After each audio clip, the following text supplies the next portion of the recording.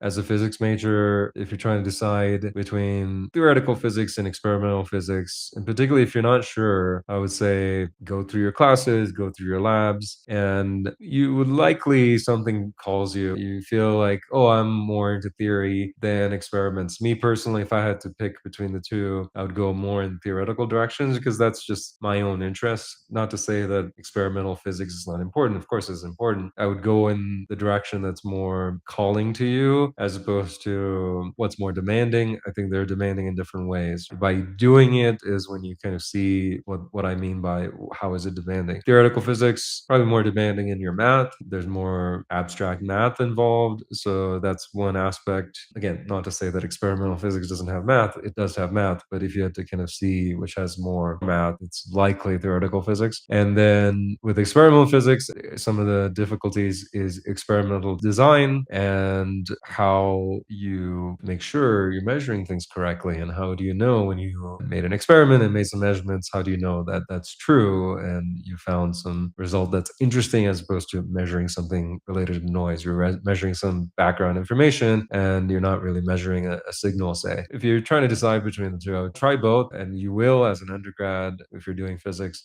you will be exposed to both of them. And then at that point, you can decide, I'm more interested in this versus that. It's only really, I think, in grad school where you really have to go in one direction or the other. I doubt that as an undergrad, you'd have to pick. Most likely, they'll just make you do both.